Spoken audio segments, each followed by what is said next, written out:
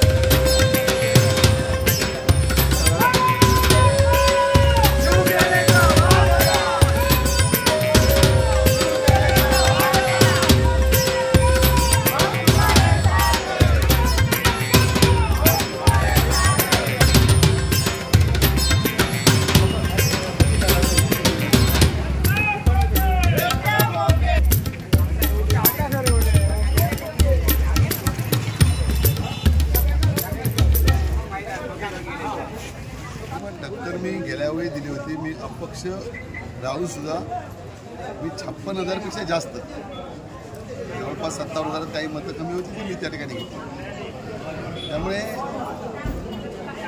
हा टक्कर की ह्याचा विषय नाही। विषय काय आहे की 15 वर्षात केसरकरनी काय केलं।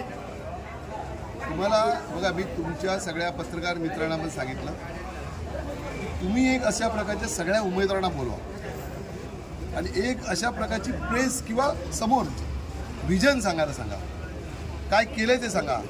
15 वर्षातले 8 वर्ष मंत्री असलेल्या माणसाला आज आरोग्याचा एक प्रश्न सोडवता आला नाही। आज जर गोवा राज्य नसतं तर इथल्या लोकांना एक तर मरायला पाहिजे होतं, नाही तर मुंबईला जायला पाहिजे होतं। इतकी वाईट अवस्था आज आरोग्याची आपली ह्या विधानसभेची आहे। याचं उत्तर कधी केसरकर देणार आहेत का?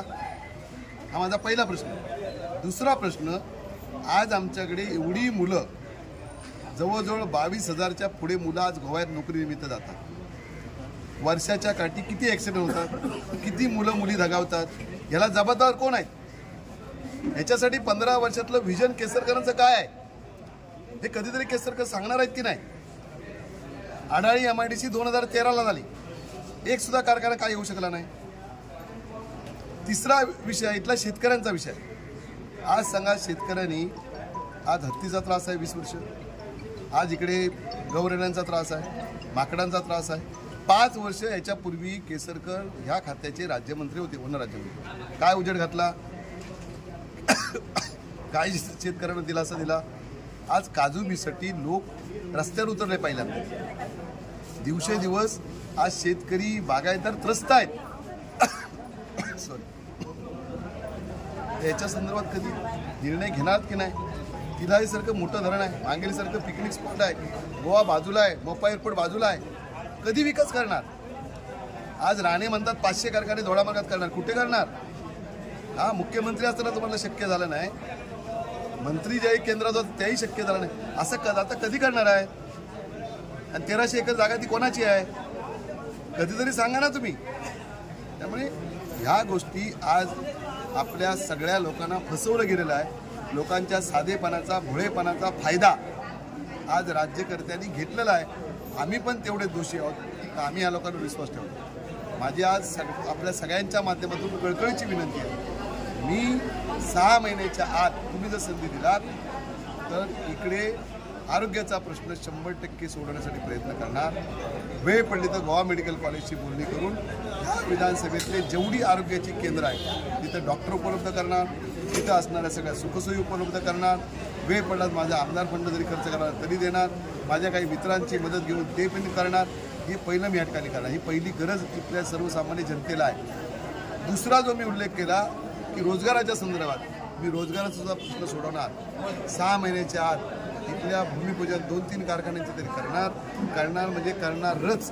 आणि त्याचबरोबर त्याचं जे ट्रेनिंग असेल हे ट्रेनिंग त्यांचं दुसरं ट्रेनिंग चालू असेल तिथं इथल्या मुलांना ट्रेनिंग द्यायचं अशा प्रकारचा विषय त्या ठिकाणी करणार. आणि तिसरा विषय जो आहे शेतकऱ्यांचा, काही कर्जमाफीची अडचणी आहेत, काही सानुग्रह अनुदानाची अडचणी आहेत, काही खावटी कर्जाची प्रकरणं आहेत, अनेक इथे काजूबीला दर मिळावाचं प्रकरण आहे, विम्याचा प्रश्न आहे. आता हे सगळे प्रश्न आहे त्या पहिल्या हाऊसमध्ये आपल्या ठिकाणी मांडावे लागतील.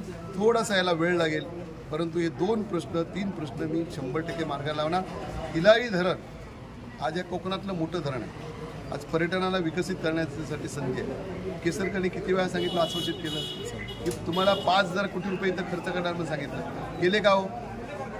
मग आज हे सगळं विकसित करून पर्यटनाचा हब हा दोडामार्ग तालुका या ठिकाणी मला संधी दिली तर मी करणार. लोकांनी 15 वर्ष केसरकरांना संधी दिली. एक संधी देऊन आपण जर मला या ठिकाणी बघितलं तर पूर्ण कायापालट ह्या संपूर्ण विधानसभेचा होईल एवढी ग्वाही अगदी इथल्या देवदेवतांना सगळ्यांना तुम्हाला सगळ्यांना साक्ष देऊन या ठिकाणी देतो. एक संधी आज तुम्ही मशाल या चिन्हावर द्या. फसवणाऱ्यांना मदत करू नका. तुम्ही जर समजा चुकून मदत या ठिकाणी देवळा बिवळाला भरपूर वाटप सुरू आहे. माझं म्हणणं जे वेळ त्याच्यावर मी काय बोलणार नाही. लोकांनी विचार करायचा आहे. जर खऱ्या अर्थाने डेव्हलपमेंट करणारे जर 15 वर्ष जो माणूस काय करू शकला नाही, 8 वर्ष मंत्री असताना जो काय करू शकला नाही, ही डेव्हलपमेंट कधी येणार आहे? आणि म्हणून तुम्ही मला सगळ्यांनी आशीर्वाद द्यावेत अशा प्रकारची विनंती आपल्या माध्यमातून करतो. धन्यवाद.